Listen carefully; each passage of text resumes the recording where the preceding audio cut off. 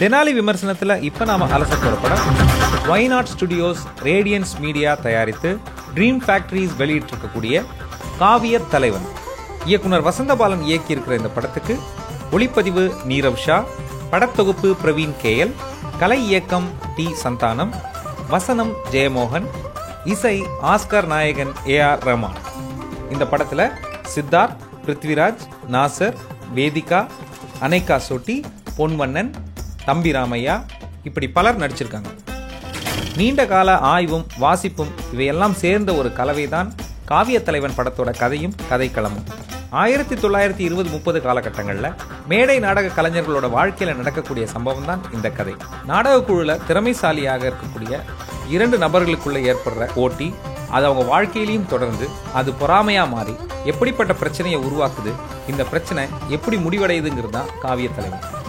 படத்தோட கதை தமிழ் சினிமாவுக்கு புதுசு இல்லை என்றாலும் கதைக்களமும் அதனுடைய காலகட்டமும் புதுமையா இருக்குங்கிறதுனால மக்கள் ரசிச்சு பார்க்கறாங்க. படத்துல சின்ன கதாபாத்திரத்துல தொடங்கி முக்கிய கதாபாத்திரம் வரைக்கும் எல்லா நடிகர்களும் அவர்களுடைய வேலையை சிறப்பா செஞ்சிருக்காங்க. படத்துல இன்னும் சிறப்பம்சமான விஷயம் படத்தோட ஒளிப்பதிவு, பின்னணி இசை.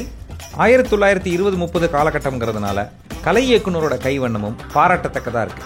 படத்தோட முதல் பாதியில வரக்கூடிய நாடக குழு சம்பந்தமான காட்சிகள் இவை எல்லாமே மக்கள் ரொம்பவும் ரசிச்சு பார்க்கறாங்க.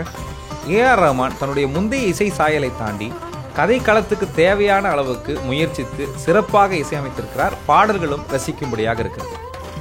படத்துல ஒட்டுமொத்தமா கதையில பல விஷயங்களை கொஞ்சம் வேகமா நகர்த்தி இருக்கலாம். முக்கியமா படத்தோட 2ஆம் பாதியில கதையில இருக்கக்கூடிய விஷயங்கள், கதை ஓட்டம் இதையெல்லாம் கொஞ்சம் இன்னும் சிறப்பா செதுக்கி இருக்கலாம். படத்தோட கதையில திருப்பமா வரக்கூடிய எல்லா இடங்களும் மக்கள் கணிக்கும்படியா இருக்கு. அது மட்டும் இல்லாம கிளைமேக்ஸ் நெருங்க மக்கள் பொறுமையை இழக்கிறாங்க. நிறைய நகைச்சுவை நடிகர்கள் இருந்தும் அதற்கான எதிர்பார்ப்பு இருந்தும் மக்கள் அதுல ஏமாற்றம் அடைகிறாங்க. படத்தோட கிளைமேக்ஸ் மிகப்பெரிய ஏமாற்றம். குறிப்பா படத்தோட நாயகன் காவிய தலைவன் எதற்காக இறந்து போகிறார் அப்படிங்கிற விஷயம். இன்றைய நவீன சினிமா யுகத்துல ஒரு வீடு 2 கதாபாத்திரங்களை வச்சு வேகமாக சினிமாவை எடுத்து முடிக்கக்கூடிய ஒரு சூழல்ல பல்லாண்டு காலம் நாடகத்துறை பற்றியும் நாடக கலைஞர்கள் பற்றியும் ஆய்வு செய்து அதற்கான ஒரு கதைக்களம் அமைத்து அதை நேர்த்தியாக படம் எடுத்திருக்கக்கூடிய வசந்தபாலன் அவர்களை பாராட்டலாம். காவிய தலைவன் ஒருமுறை பார்க்கலாம். தெனாலி இதற்கு தரும் மதிப்பெண் 10க்கு 5.